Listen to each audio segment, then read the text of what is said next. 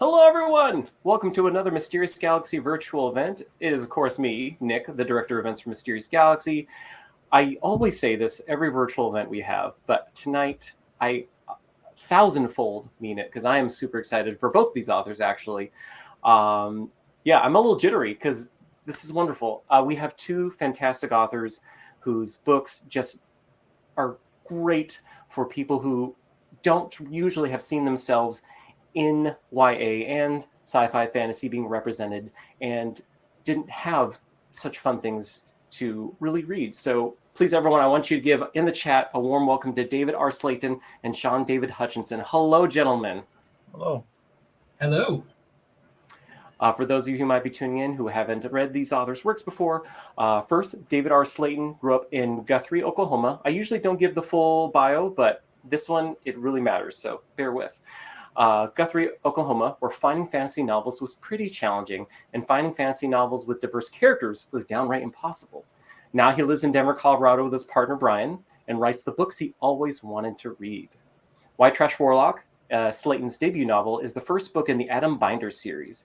In 2015, David founded Trick or Read, an annual initiative to give out books along with candy to children on Halloween, great time of the year, as well as uplift lesser-known authors or those marginalized backgrounds.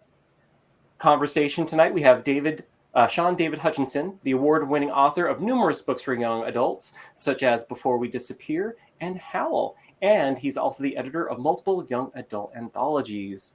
Gentlemen, I am so happy for you to be here tonight. And everyone, I want you to just, if you haven't yet read any of David's series, what are you waiting for? You're doing yourself a disservice. I'm, of course, holding the newly released book in the series, Deadbeat Druid. If you love urban fantasy and you love spins on typical tropes and you want something fresh, amazing, this is it. And I'm going to sing its praise, but this is not about me. This is about the authors. If you click the link below, if you're watching this currently, you'll go to our website. Not only can you buy David's books and get a signed book plate if you buy them while supplies last, but also you'll see Shaun's books on there. So, support wonderful authors. It also helps the bookstore do wonderful events with wonderful authors like these.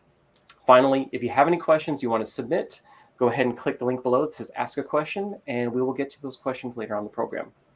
I did my spiel. I'm going to go ahead and disappear now, but I hope everyone has a good event, and I'll see everyone later. Thanks, Nick. Thank you. So I got to tell you, David, I am super excited to be here talking to you. I burned through all three books. Well, so I burned through the first two books, and then I guess I was sort of like fanboying online about them because your publicist reached out and was like, do you want the third book to read? And I was like, oh my gosh, like absolutely yes. And I actually had things due, like I had like writing and stuff due that was like kind of almost late because I was just like, I got to read this stuff. This series is so amazing. And I was wondering if you would maybe start by just kind of telling us a little bit about the series for people who haven't read it. And I want to be careful, like I don't spoil anything. Obviously, I'm not going to spoil anything in the third book because, I want everyone to enjoy it. But I'll leave it to you to tell me, sort of what you don't want to talk about from the first two so we don't spoil anything. Well, first of all, I have to fanboy back. So I'm glad that I managed to put you, stress you out and make you read because I owed you that. Because, again, been a fan for years and I've been squeeing internally about this, getting to do this with you for however long it's been booked.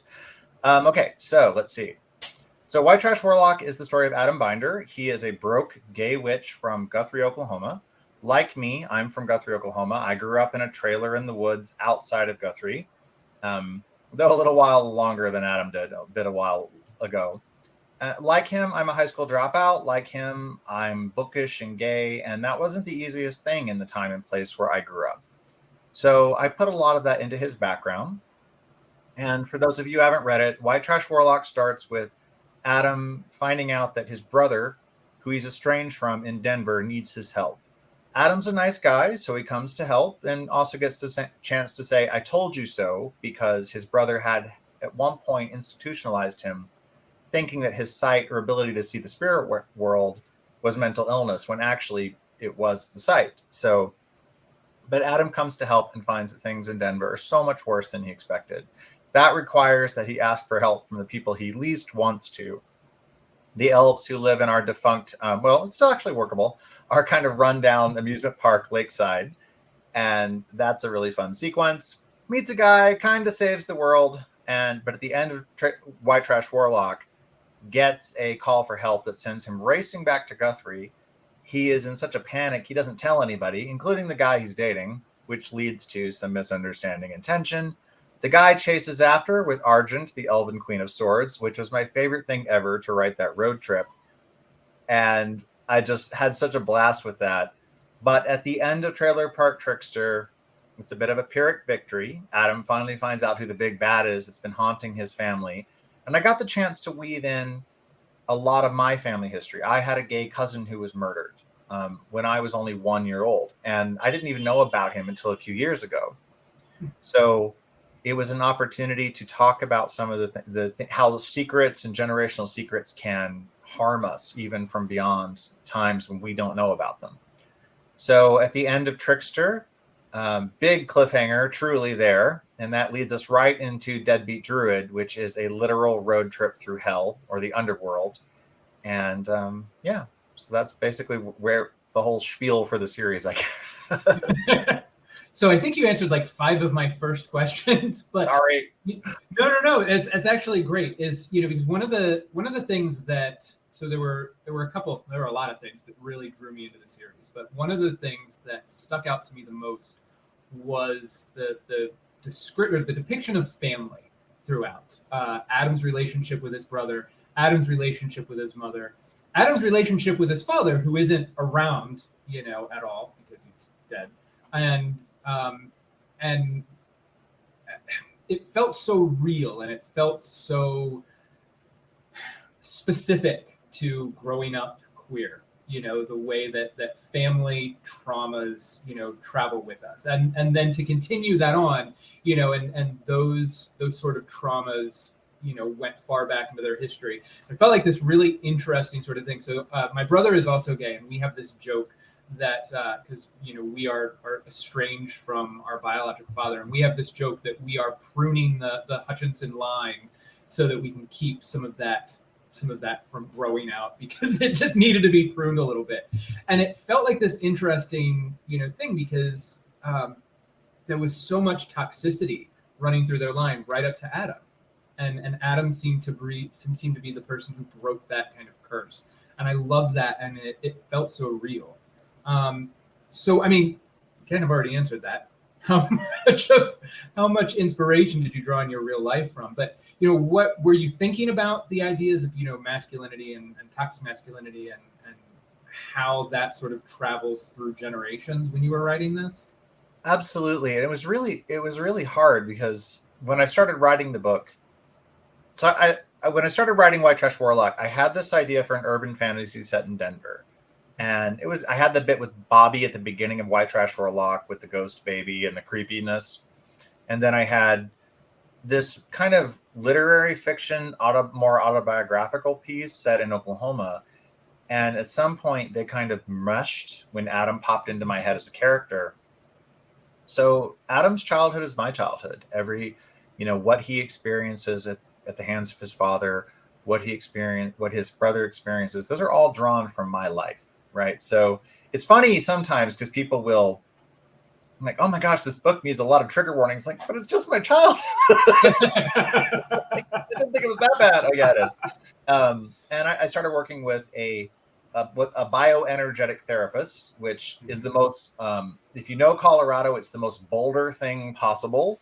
And what a bioenergetic therapist does is, and what she did for me, was help me access my feelings physically. So I have a dissociative disorder, so I don't often feel things in the right, or not the right, it's not a good word, but I don't feel them at the baseline level or in the same way other people do. I process emotions differently.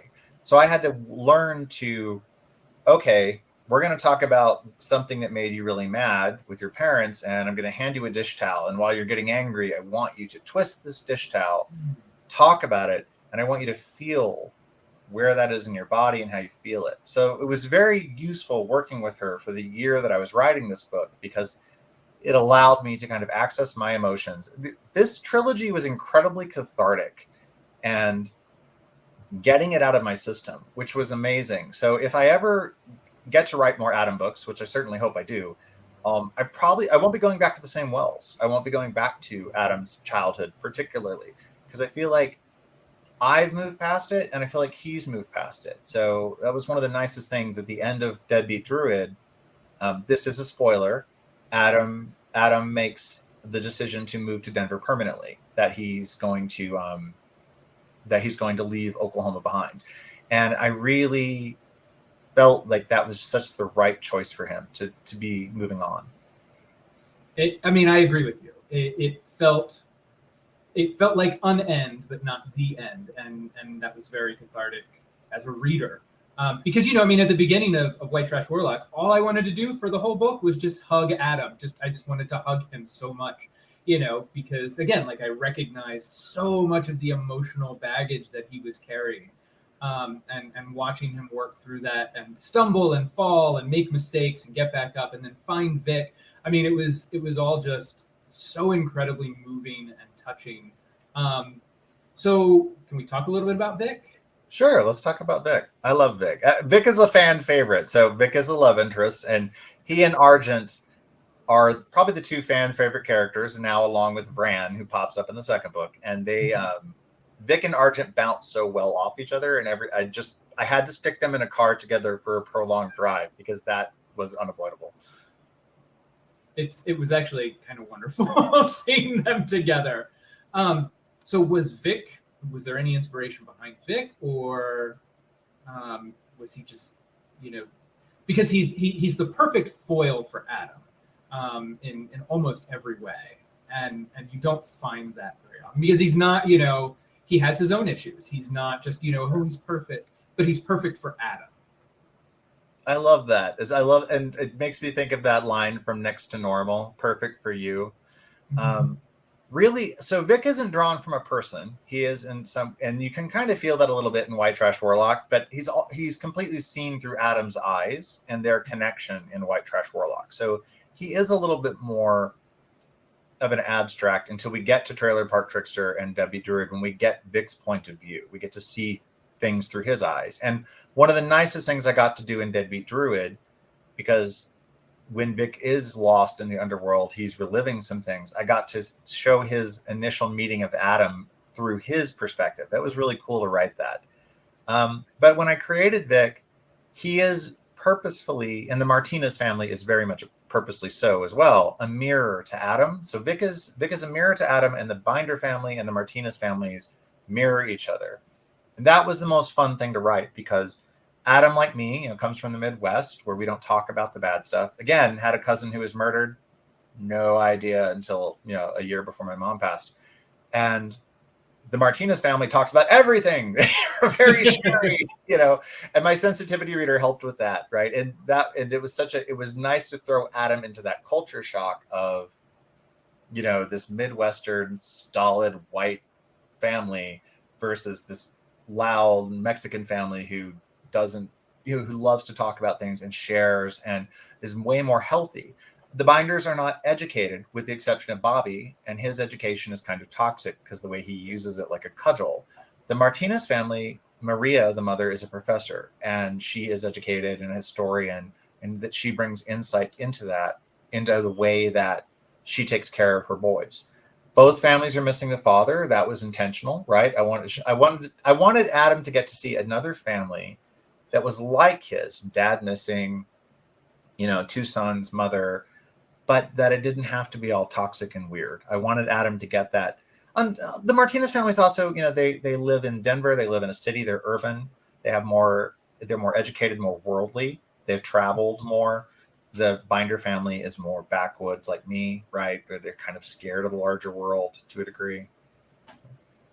It was actually a nice little twist on the found family trope that we see a lot in queer narratives, you know, where you're building your family. As he did, you sort of stumble onto Vic's family, and you know, I loved the way that they embraced him, and I loved the dynamics between Vic and his brother, you know, juxtaposed between Adam and his brother. It really was pretty wonderful.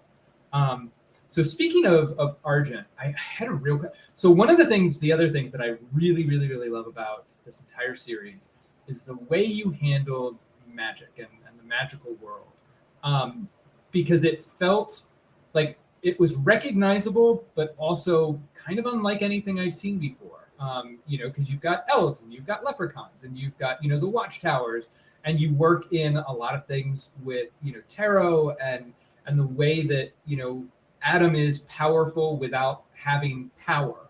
I thought those were really just interesting. And so, what were your inspirations like for, you know, creating that world and for creating your magic? Because I've tried to do fantasy, and I'll tell you what, it's hard. Like, my agent is kind of like, maybe fantasy's not for you. So it's I don't know. You pull off high concept, really high concept hook. If you haven't read Shaun's work, guys, you all, I should say, you should. He does this amazing job of very high concept hook paired with very human, real young adult issues. And I don't think I know anybody who does those two things as well as you, in the way that you handle things. Like there's an alien countdown for 144 days before the world ends, but you can press this button to save it. Oh, but my life is falling apart, so maybe I don't want to. Like, that's the kind of stuff. All right, it's really good stuff. Okay, but to answer your question, and I may have lost track a little. Again, fanboying, internal squeeing, very loud. So I read a lot of urban fantasy, and I love urban fantasy as a genre. It's a fascinating genre. However, it generally, when you have a male protagonist in urban fantasy, and there are some wonderful examples of it. I love everything by Stephen Blackmore, which is, if you like dark and gritty necromancy, the Eric Carter series is probably, I don't know why it's not more popular, frankly. His latest one dropped yesterday too, just like mine. And I'm like, I have events, I can't read. So the Eric Carter series by Stephen Blackmore, Shauna McGuire's October Day series is one of my favorite. Fae politics in modern San Francisco, and she does a beautiful layering thing. But generally, when you have, and Katie Edwards, the Tarot Sequence, another gay protagonist, fantastic. He blurbed my first book. I blurbed his third one. It's very weird and incestuous. He's fantastic, but his stuff is more like an action movie. But in many of these examples, especially when you have a male protagonist, they are walking on the scene on the first day, throwing fireballs, very powerful. There's sometimes in some dynamics, not with the two examples I just gave, you get toxic masculinity sometimes. And I wanted to look at that and flip it around. So I gave you a protagonist whose power is that he has no power. And Adam is terrified of everything. And when he first gets to Denver in White Trash Warlock, he just wants to run away, right? He's like, he tries to, that's why he goes to see the elves. Can I foist this off on you? This is beyond my pay grade. Because he's a little bit scared there. But I like that Adam, he knows he's very low on the magical spectrum when it comes to power. But because he does dwell down there, that makes him special to people because he can see things that are hiding under the radar too. The elves are particularly taken with him because they see this person who doesn't have a fraction of their ability. And Vran makes a very clear speech about this. I think in book 2, it might be 3. Vran's always in my head, the little monster. But Vran's like, you have no power. Like you aren't immortal. You're vulnerable to everything, and yet you run into danger and try to do good. What is wrong with you? And I loved that. And then I wanted to play with tropes and twists. Like, so, we have Tolkien elves, but they cosplay as 1940s gangsters and steal cars. Love that. My favorite comment came off of the Thirsty Tune podcast a couple weeks ago where they reviewed it and squeed about Argent and said she would fit perfectly in a Fast and Furious movie. And I just love that so much. Yes. Oh my God. Now I kind of want that. Like, if there's any way you could cross the IPs, that would be perfect. I'll have to write. I'd love to write an Argent novella, but the problem is she's such a bombastic character. She'll take over any scene you put her in. So you have to use her. I'm writing the spinoff now, Rogue Community College, and she's working in a mentor capacity. And it's very funny because as she's training the students, she's like, you know what? I could solve this for you, but you need to learn. So, yeah, you fight that monster. No, bad form, little to the left. So. Okay, so I got to ask. So you've already kind of given us a little bit of we know what Adam is doing in Deadbeat Druid, and we know that he leaves and goes to Colorado permanently at the end. What's next? Is there a next for Adam Druid? Because or for Adam Miner, because this book served really well as, like I said, as an ending. But God, I want so many more stories because he's got now he's got to go through all of his weird 20s, first long-term relationship, all of that.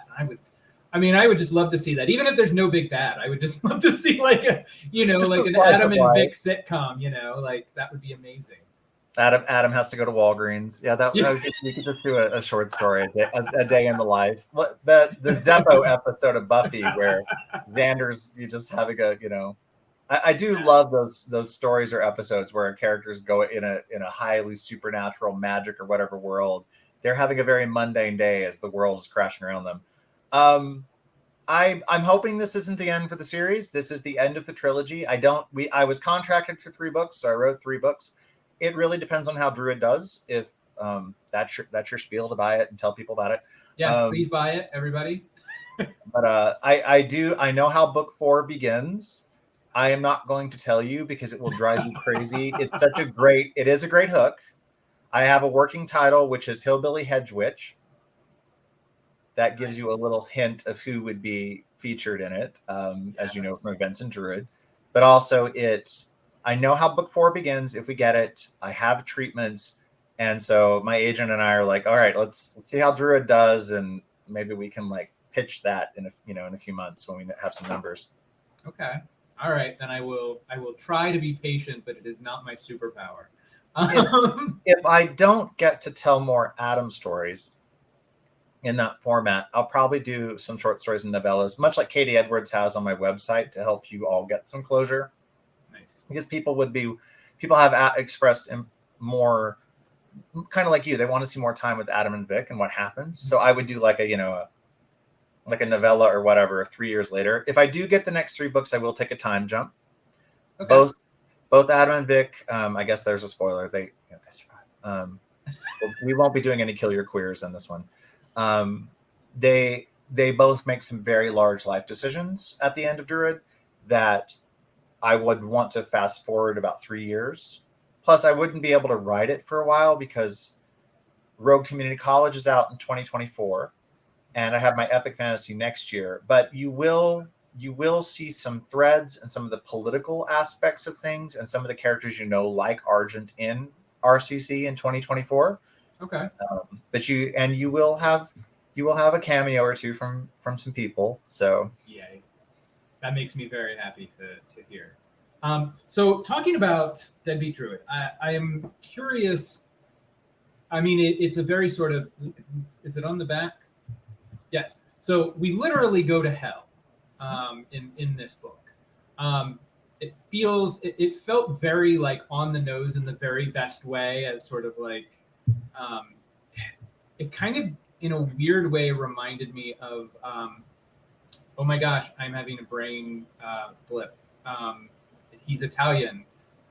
Circles of Hell, Dante's Inferno. It gave me some Dante's Inferno sort of vibes. It also gave me some weird forget it. I've got all names now. It's an artist and it's a triptych and it's all about hell. But Bosch? Anyway, is it Bosch? Bosch, yes, Hieronymus Bosch, our Garden of Earthly Delight. So yeah, and what made you to take these characters to hell in Deadbeat? I love underworld stories. I've always, as a high school dropout, I'm always trying to make up ground. So I'm always trying to travel and trying to read. And one of my degrees is in literature. So I've always liked the concepts better than I like the books. To be honest, reading Dante is just, sorry, Dante, it just puts me to sleep. But the concepts there and the things you're dealing with, I thought were so great. And, it's a classical Greek thing that to go into the underworld, to get advice, to get information. I'm glad I hadn't seen Hadestown when I was writing it. Otherwise, Hadestown would have probably shoved its way into the narrative, which is funny because people are like, oh, did you watch Hades Town? I'm like, only after, weirdly. But all these proto myths and these underworld journeys, Orpheus and Eurydice, like having to get her back, that all comes out of classical mythology. And I use that as my template. The spiral is how I've always seen eternity, and Dante's circles have often been drawn as a spiral. And then I thought about the Odyssey, but instead of islands, I used ghost towns and towns from the Midwest. And Adam's driving a ghost road to get Vic back. He's driving Route 66, which itself is 66, which is now a ghost road because most of it is still there. But your times when you can't quite follow it anymore because it's been, demolished or replaced. And I thought, well, what a perfect analogy, Route 666, because I can't leave a cliche like that unused. So the idea that he's driving this ghost road to try to bring Vic back. And then, of course, where is the other end of that road? And in my cosmologies, including my epic fantasy, I've always perceived the final stop or the underworld or the final break is the Black Sea. It's Brahman, kind of a loss of consciousness as you gather back into the nothing, but at the same time part of everything. And so, setting it from one end, the Black Sea, and the other end, Guthrie, because, you get to decide which one is really hell. Well, I mean, I grew up in Florida, so I kind of I get it, or that's like, you're from Florida, and I'm like, yeah, so I say that with love. I tease Oklahoma a bit, but it's funny because I think it's kind of like that, kind of like with family members, right? I can make fun of my brother, but you can't make fun of my brother. Yes. I have a little bit of that with there's part of me that's proud to be from Guthrie. There's a large part of me that's glad I left. Yeah, you're welcome to make fun of Florida. I love the people who came from there, like my family members, but Florida just can Florida. That's how it is. You're more than welcome to make fun of it. That's actually, I really like so you're talking about your epic fantasy. Can you tell us a little bit about that? Because now you have me really intrigued, because epic fantasy was as a teenager, I'm so into sci-fi and everything now, and everything, but epic fantasy was where I lived from about 12 to 19. It's so funny because sci-fi infuses your work so much. You have such great sci-fi. It's sci-fi. I wish I had. So the thing is my father read science fiction, and so I was just meh. So I went fantasy, and then as soon as I grew up a little bit, I was like, oh, science fiction is awesome, and I always loved science. So, but so can you tell us a little bit about your epic fantasy? Because I'm super intrigued. Well, I'm going to try not to spend the rest of the time talking about it. So every author has the book of their heart, right? The book that they love the most. And Dark Moon, Shallow Sea is kind of my feral firstborn. It's the book that got me an agent. It's the book that I rewrote many times because I had to learn how to write an epic fantasy. I had to learn how to write in general. So I'm queuing up the pitch in my brain. But I have fantasy was the forbidden fruit for me. My mother got very into a form of Christianity that banned any magic, anything that might be considered supernatural, because she saw that as Satanism or evil. Very, very 80s, satanic panic totally happening in my world. So I was allowed to watch Star Trek and Doctor Who. Anything sci-fi was fine, but anything like Star Wars, she took away the alien action figures because they might be monsters, and that monsters are fantasy. That's the level of kind of, somehow the human Star Wars people could stay and the Force kind of escaped the notice. So that was good. But I would have cried if I'd lost my Luke Skywalker. I slept at night. Anyway, yeah. So Dark Moon, Shallow Sea is the story of Rafe. He's the last worshiper of the moon goddess. You'll notice a theme around the room. Yes. Her murder stopped the tides, darkened the night sky, and left the ghosts of the dead without a path to the underworld. And Rafe wants revenge on the Knights of the Sun who killed her. So he breaks into their temple to steal a box. And he's like, okay, it's a crypt. It's going to probably be a body in there, a skeleton. And maybe there'll probably be some jewels and some gold too. That's good. So, but when he opens it, he finds another living guy inside, Kinos. And not knowing what Kinos is doing there and why he's locked in a crypt, Rafe decides to steal him, and does. So, so Rafe inhabits this world. Imagine like a dark Venice, no moon, and then when the tides stop, the canals have gone shallow. But every night, the ghosts of the dead rise up as a form of mist. They call it the grief.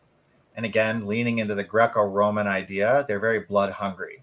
So if you're wandering the streets at night, you can scare them away if you have light. So if you can, but light is becoming scarce as people burn. You know, the whales are gone.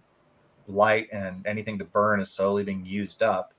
With the ghosts of the dead not able to go to the underworld, fewer babies are being born. The tides of life themselves are slowing too. And if you scratch yourself or you get cut, the ghost will descend on you and just rip the blood out of you. Oh, wow. So you try not to go out at night. But Rafe has one gift left from his goddess, and he can see in the dark, and that gives him an advantage over everyone else. So he has to solve the mystery of Kinos and why Kinos was in the box. And as he gets to know Kinos, he thinks that maybe he's found a friend, possibly a first love, and maybe, just maybe, the secret to bringing back the moon. All right, I'm in. It's very great because I got to write a world that, much like Katie Edwards, because his stuff is set, well, it's urban fantasy. No one uses the word gay. They don't need to because it's not a label. But it was nice because I got to create a world without homophobia or racism or sexism. I got to take all those things out and write an original creepy world. But which god do you worship? That can get you in trouble. I like this. I like this a lot. I'm sold. And it comes out 2024. Halloween. It is Halloween next year. Is Tuesday, and Blackstone. Wait, Halloween next year. Halloween has set the release date for Dark Moon, Shallow Sea of 2023. So, nice. Rogue Community College, the Adam spinoff, is 2024. Okay. Well, then I guess your fantasy will hold me over until 2024. No, I like both of these sound really exciting, and it's one of those things like, we talked about this earlier, is, I had the opportunity to read White Trash Warlock as an advanced copy, and I was really excited to read it, and then I ran out of time. And, I had your books sitting on, like in my shelf, and I'm just like, finally got around to reading it. And it makes me so happy to have found like a new favorite author, because Adam's story it really meant a lot to me. Like, I didn't grow up, in Oklahoma, and I certainly didn't grow up, in Adam's life. But there was just so many things that I related to about Adam and his story, and I just think that you're a really incredible, great voice in urban fantasy, and I'm glad that you're there and writing, and I just want to thank you for that. It's not really a question. It's just gushing a little bit. You're killing me, because I could spend the whole hour doing this back at you, because again, your work has been, knowing that your work is out there. I love in Andrew Brawley. He never comes. There's not a coming out book. He doesn't have a big coming out moment. Like, it's the way that Andrew is processing things is in his grief and what's happening. I love that being gay is a big part of his story, but it's not the thing in that book. And that's why you caught me with that. So, and that's a big thing with Adam. It has to be, because you can't come from the backwoods of Oklahoma and not have your queerness, your gayness be a concept or be something people talk about or work through. It's because you're processing your life through it. But I would love for Adam to get to a point where it's like his eye color. He doesn't think about it every 5 minutes, right? And because that's where I've been able to reach in my life. And it makes me so happy to be able to be there. And every once in a while, my day job will send me somewhere. Like, I had to go to Dallas a few years ago, and I was in this big room training a bunch of people. And we were talking at lunch, and these two guys are like, yeah, my roommate, I can't wink very well. And I was like, wait, you still have to do that? Wow. It's very like, you can just tell me you're gay. I'm gay. It's all right. Well, it's like, it was like, being in YA, queer books there's a lot right now. And I feel like it is an embarrassment of riches. And yet it's still, when I open those first pages of White Trash Warlock, and Adam is there in this like redneck bar playing pool, flirting, and it was just like, it just like there was no no real angst about it, and I was just like, this, I want Oh. more of this, you know. And I do. I'm like you. Like the last book that had a romance in it was Before We Disappear that I wrote, and it was set in 1909 during the Seattle World's Fair, and I made a very distinct decision that there was not going to be any homophobia in the book, and I don't actually think the word gay is ever said throughout the whole book. It's just they're attracted to each other, and everybody just kind of rolls with it. And you know, and I think that is a, you know, what you're doing, and what a lot of, you know, what other authors are doing. Like, that's a great template, you know, for readers to see, because I think that, you know, I remember, I tell the story, like one of the first books that I read with a character who was openly queer was Mercedes Lackey, Pawn. Magic Pawn. Magic's Pawn. And for the longest time, because I only read it once and then I lost the book, I thought that one of the characters was having sex with the talking horse, and because I misread something. Apparently he just cuddled with the talking horse. But you know, like that, it was violent. You know, their relationship was violent, and you know, so having books with characters, you know, whose relationships are loving, and whose family, you know, accepts them, even grudgingly, you know, as Adam's family comes to accept him, you know, those are steps that I think are really important. And I'm happy that you're writing that. And so this is a question I get asked a lot, mostly by my mom. So are you always going to write stories with, you know, with queer characters? Probably. I just want to recurse real quick to the Mercedes Lackey trilogy. It was critical because it was the first fantasy I could find that had gay characters. However, she did include that the world had homophobia, and there is big trigger warning for book 3. There is a horrible graphic rape, and so, but Mercedes Lackey treats all of her characters like that, right? That's very normal for her fiction. Lynn Fuelling's Night Runner series, Luck in the Shadows is the first one. First time I read an epic fantasy, that I think that was 1994. First time where the world largely doesn't, like, she definitely covers urban versus rural mindsets, and the urban people like, you're gay, who cares, right? But that series featured, you know, a gay male lead in the epic fantasy, and that series ran for, I think, 12 books, 13. So Luck in the Shadows is really, like, for a lot of us, it's the fundamental first urban fantasy where we saw ourselves on the page, and in a world that didn't get into all the homophobia and stuff, which was really, really critical. And she blurbed Warlock, which, when, again, that was another, like, squee run around with my hands flailing when they told me that came through. Anyway, all of that, back to your question. Yes. Which ties in, by the way, with our first question in the audience question chat. Oh, Which is, like I said, it ties in really well. Did you have any trouble finding a home for a book with gay protagonists? So, yes. Thank you. That's awesome, Nick. Okay, so I would probably always write them, like, for now, because that's, like, my whole point is to fill the world with the books I can't find. Find me an epic fantasy written by a gay man, starring a gay man that doesn't have homophobia. Traditionally published. My friend Mason Thomas has some that are self-published. I think there's still some homophobia in that world, but I can't find it. Yeah. Even the books that do have, you know, queer characters are, like, I did a reread of the whole Wheel of Time series because I hated myself, but also because I really wanted to watch the show. And I was really surprised to find how many queer characters there were hidden in those books. Jordan's a really interesting cat. I was teaching at a community college today, and Jordan came up, and just his history as, like, someone who went to the Citadel and how that informed his writing, and really interesting person. Yeah, I get that from reading. Like, you know, I know a lot of people are upset because there's openly queer characters in the show, and I'm just like, I actually kind of think that Robert Jordan would have approved of that. I think he would have been cool with it. He, one of my old podhead ex a million years ago wrote a bunch of papers on him because he was obsessed with Jordan and dealing into the queer subtext of the Wheel of Time. But back to Nick's question.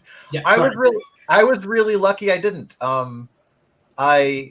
I had trouble. I thought I was going to be an epic fantasy writer first, so I wrote several of those, but I couldn't sell it. That's just a hard market, frankly. The books are bigger, they're more expensive. It's hard to place an epic fantasy in traditional publishing. So I had a deal with a smaller press, but they stopped paying their authors. We had to pull the contract. That was a whole bit of drama. But I got lucky in that I was just going to put White Trash Warlock on my website or Wattpad, like, okay, maybe people will like this, and I'll just write something. I got so frustrated trying to sell a book. I wrote White Trash Warlock as a sort of, this will just be fun, and it's just for me. I'll make it super gay and crazy, and elves that steal cars. And weirdly enough, I was like, I think this is commercial, and my agent loved it, so it worked out. And you know what? That's how all the best books come out. Every time somebody breaks out with a book, it's always they were like, yeah, nothing was working, and so I just wrote something as like a big fu to publishing or whatever, and then like that's the book that that happens. There's probably some subtext, like we throw out we're just writing for ourselves, like we're getting more genuine, maybe, I don't know. Yes. So one other question. So I think I kind of already asked this, but you said, is Vic modeled after anyone in your life? And we're going to the questions here, so I wanted to. But I think we talked about that, right? Yeah, no, he's definitely got some influences, an X or two. There's definitely a little of that in there, but Vic's no, Vic isn't really modeled on anyone real. Wait, so are any of the villains modeled on X's? Because I love doing that. No, I'm weirdly on good terms with almost all of my exes. I know. That's good for you. That's pretty good. I don't always. I just put their names in there. They don't read anyway, so it's all good. Let's see. Okay, let's go to these questions. So, descriptions of deadbeat druid plot has Adam search for the lost heart of death herself. Did the story of Te Ka Te Fiti in Moana serve as one source of inspiration for this? No, I did very not detailed question. That's a very great detailed question. No, I have a lot of, though I do believe a lot in archetypes and syncretic myth, and how myths, like the story of Noah's Ark or the flood, is almost universal. Like many cultures have a flood myth, and the person who saves the animals or who escapes it has a different name. But many ancient myth systems have that story, which doesn't mean that there was a flood. It just means that there's an archetype that rises. So many underworld journeys have this kind of idea, though, that something was lost. You must go find it. You must go find a person. You can tie it back to Plato. You can tie it back to Joseph Campbell, right? Of the hidden knowledge or the treasure that is difficult to seek is often buried in the underworld, and it must be brought into the light. So not intentionally, no. If anything, I was using more Greco-Roman with a little bit of Sumerian, the House of Dust, that kind of thing. But no, I did. That's not one I've studied in depth, I have to admit. Okay. So another question is, can we see more of David's shirt? Oh, that's easy. Because Mysterious Galaxy is speculative fiction. I wore a ghostly shirt for Mysterious Galaxy tonight. So I didn't have a Galaxy shirt. I looked for something spacey. I went out in this is what I go out on the street on. I wear headphones and I have my no thank you hoodie. I have a no thank you DD8, I think is his name. I have a no thank you DD8 as well. Yes. Okay, so we've got, since you wrote the series Drawing from Your Childhood, I'm sorry, because I don't have my actual glasses on. Were there any really difficult moments in the books to write or revisit through editing? Ooh, I like this question. Yes, there's two answers to this. There's the very personal stuff, such as a lot of the abuse was very hard to revisit. And again, having a good therapist who could help me work through some of that was helpful. It was very cathartic, but it meant I had to revisit. I also wrote a lot of this book, the first book, when I don't have a lot of family that I'm close to, but I have a few. And one of them were in the hospital, and I spent the summer with them in a hospital. And that I wrote a lot of White Trash Warlock, in the ward, in the mask. And so I was prepared for COVID because I had done all that. Like, glove, the whole bit, and with my laptop and sterilizing everything, and because I was very careful ward, so I did a lot of it. So yeah, revisiting the family history, revisiting what I went through with my dad, and a lot of those experiences that Adam has with his dad, a lot of the experiences that Bobby has with her dad came from my experiences. So yeah, it was hard to revisit some of that. At the same time, it let me let it go.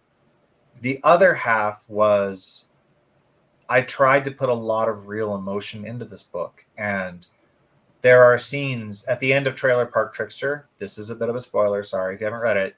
Adam is desperate because Vic has fallen into the underworld, and he begs for help from his first love, and his first love has to say no because he realizes that it's too dangerous. He doesn't think Adam will survive it, and he wouldn't risk Adam's life over it. Every time I reread that, I tear up a little. And then on a more just kind of combining those two things, there's also a little bit of what I wish had happened.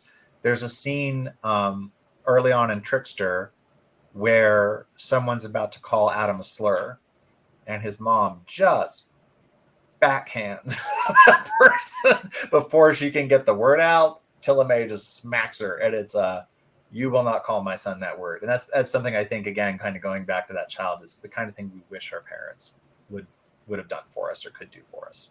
Yeah, that was definitely a moment for Adam's mom where I was just like, all right, I dislike her a little less, and the thing is, like, I understood Adam's family to a degree because, like you said, like I have like a lot of that Southern history, and I have a lot of those types of people in my family, and so I understood, like, people look at that and they're like, well, why would he even bother with them? Why would he go to his brother? Why would he do that? And I think that it's a very difficult thing to understand, how you can dislike someone and love them at the same time. And I think you handled that really well, especially his relationship with Bobby. Like, that was so contentious. Were there ever moments where you considered not having them get along again? Yeah, and they may still not if the series continues. They are very different. I am probably of all of my family, I'm closest to my older brother Bonner, who is brilliant and an inspiration. He still drives me effing nuts half the time, and I'm sure I do the same for him. Right? We are very different people. So Bonner Jack, my oldest brother, and David Ray, right? So we have a lot of conflicts, and that's family. And it's funny that you get it. Then hearing you get it is, I smiled when you said that, because some people will read it and go, why would you ever help these people? These people were awful to you. Like, family's more complicated than that. It's not black and white. There are very few things in this series that is black and white. This isn't Tolkien, right? Good, evil. Like, everything's kind of gray. There's one person, maybe two, in the series that are evil, black and white, right? They're rigid. So I very much kind of almost like a Star Wars situation, right? Only Sith deal in absolutes. Yes. This is the Death arc. Death's machinations drive these first three books, and even then, she's not evil. She's just natural. She's doing what she's meant to do, and she's following the rules of the natural order that dictate her actions. I love it. And it does, it feels real, because you can tell when people have these sort of, demarcated lines of emotion, and you're just like, well, that's not, how people really work. And everyone in your book felt real. And I think that is a really difficult thing to do. I mean, surprisingly, because we sort of let a lot go in books, if everything is moving along, but everyone felt real. Like, everyone felt like people maybe I don't know, but that I could know. And I really appreciated that. I want to make sure I get all these questions. So your work sounds a lot like Guy Gavriel Kay's work. Any chance you've read him? I read Tagana. I got really angry because every queer character is introduced. They're very sympathetic, and then they die horribly. And I effing hate that. Yes. Speaking of kill your gays, these two soldiers run off from the thing and form a life, and then the army tracks them down and kills them, and he goes into it. So there's just a lot to. Yes, I read Tagana.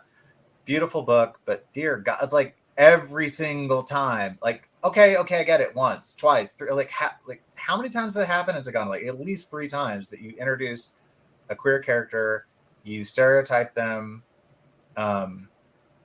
in some way, and then they die horribly.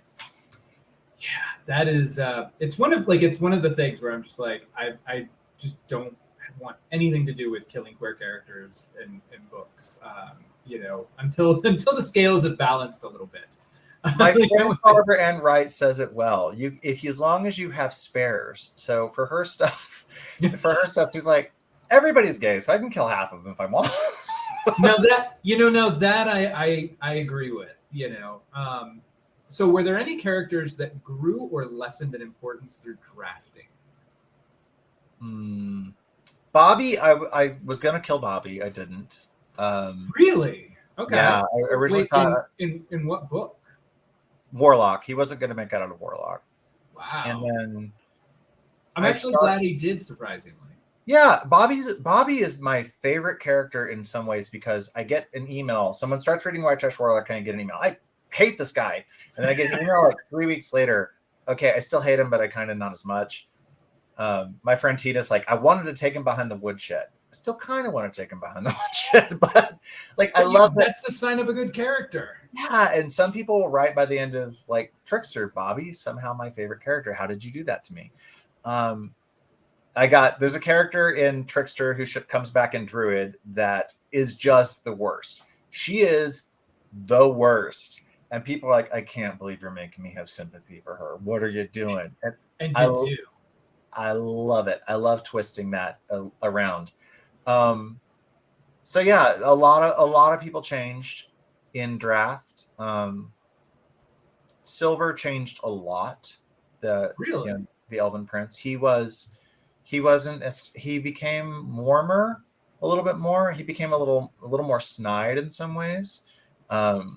He gets more to do in RCC, though kind of in cameos. If RCC becomes a series, he'll definitely have more to do. Probably. Also, Adam started out as too much me. I needed to make him more himself. I needed to separate. Okay, he's not just young David. He needs to have his own stuff going on. So his voice became more unique. And that was a really nice moment when he grew into his own person. That's cool. I'm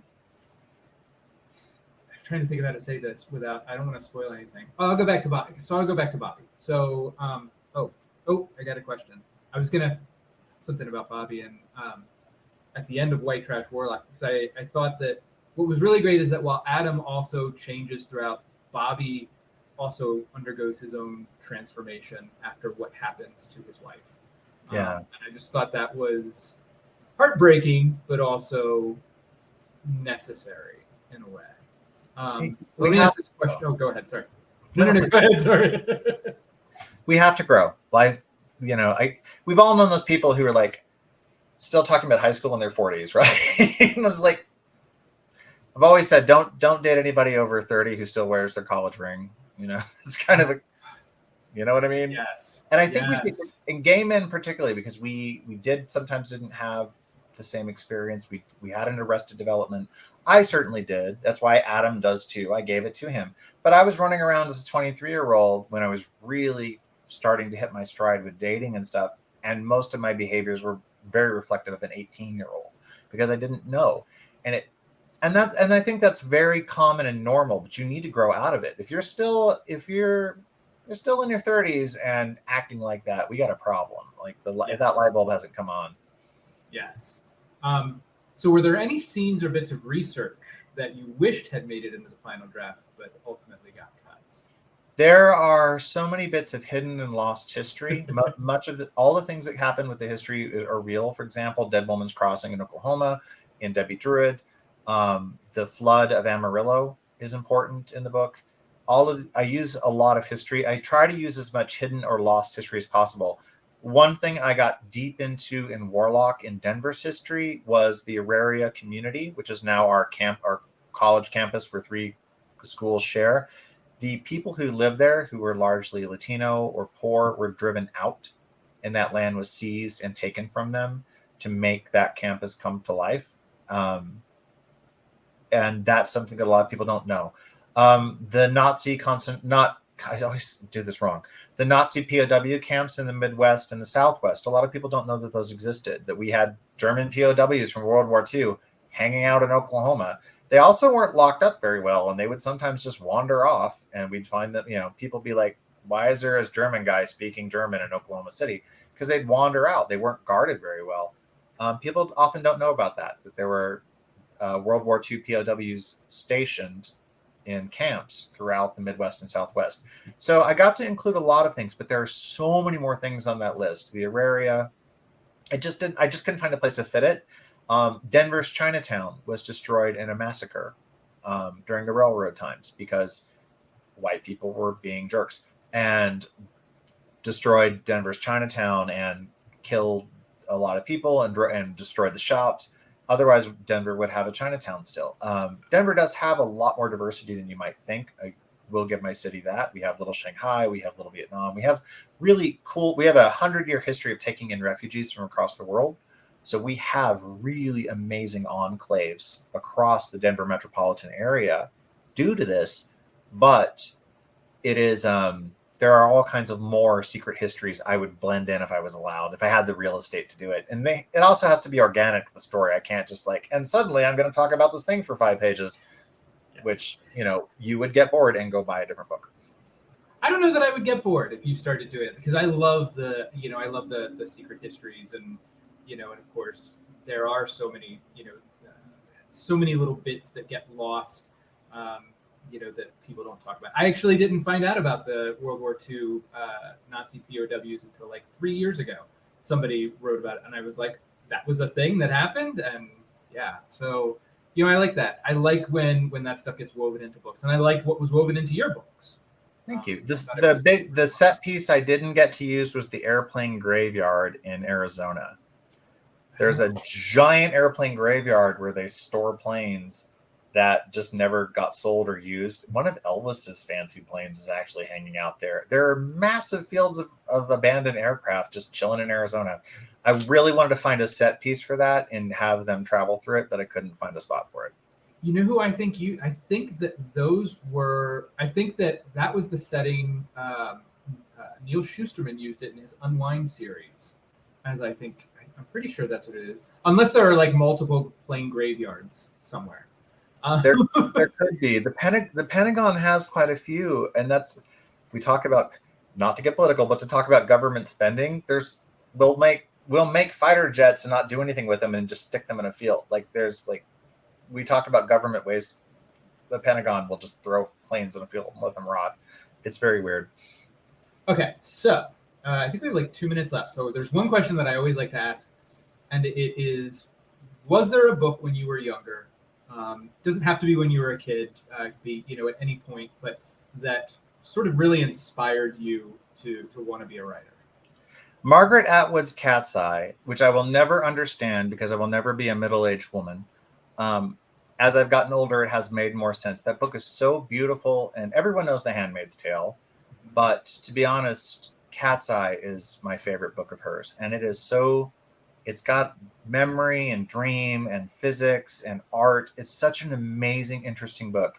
And I read it way too young and way too often and got a mind melt with it. And I was like, I do not understand this, but she turns a phrase and a line.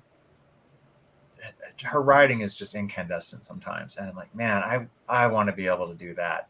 I don't think I'll ever reach her craft level, but man, that's the book that's I want to do that. Never say never, seriously, because I bet you at some point Margaret Atwood thought the same thing. Well, I'll never be as good as whoever Margaret Atwood admired. So, and one last question: if you could write anything aside from the books you've already got coming out, what would it be? So all the books I have coming out, of course, are the books of my heart. But Dark Moon Chalicy is the one. It's the feral firstborn, and I'm glad he's out of my brain basement and paying rent. Last little jerk. The book that I have not gotten to that haunts me, write me, is a book. Its working title is Trader's War, which is a pretty bad title. It's gay Tolkien meets alternate World War I meets necromancy. I'm sold. It's 50% done.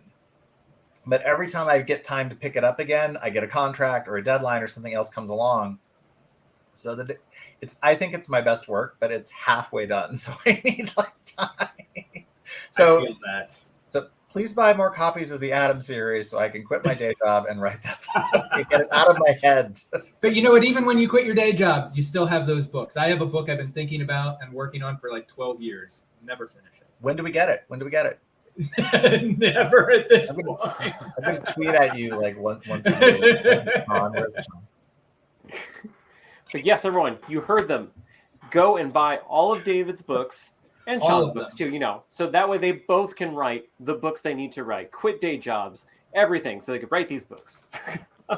Feed my hungry cat. There you go. My cat. We didn't talk about your cat. Oh no. Wait, is there a cat? Because pets have to make an appearance. I'm not waking him up. He will scream at us. I can show you. okay. Hang on. I can show you my phone background. He's there. Okay. Because the internet is made of cats. All right. I know we're running a long time, so I'll make this story quick. My cat's name is Whisper because when he was a kitten, his vocal cords were scarred by kennel cough, and he couldn't meow, so he would just go. But a few years ago, his vocal cords healed, but he never learned to meow properly from his mom.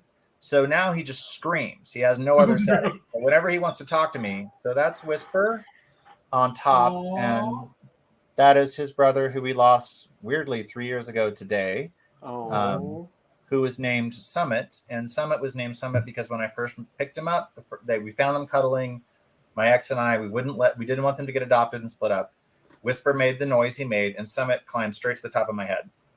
Aww. And that was always his move. You put him in a room, you go to the highest point. So Summit. Yeah. So cute. now I'm getting all emotional, so I'll shut up. Thank you so much, David, Shaun. This was wonderful. If we could extend this to 2 hours, believe me, I would do that. But I'm pretty sure people who run payroll here in the store would be mad at me. So thank you, everyone out there. Thank you so much for being a part of this. This is such a wonderful event. Don't forget, if you haven't bought Deadbeat Druid yet or any of the other in the series, you can definitely do that. We will have signed book plates to get to you. We do ship across the country as well outside of the country. It's not certain countries just because of weird EU rules and whatnot. I don't know. The last 2 years have been weird for shipping. But yes, around the United States, get your copies. And thank you so much. David, happy book birthday week. Thank you. Thank you. Thank you both. Thank you, Nick. Thank you, Shaun, so much again. Squee! And thank you, everyone, tonight for coming and being here. I really appreciate it. Thank Good you. night, everyone. Thank you for this amazing series. What do you say? Hopefully you can write full time. Quit the other job. It's such a shameless plug. Bye, my stuff. It's not shameless. Come on. All right. Bye. It's only shame if you have shame.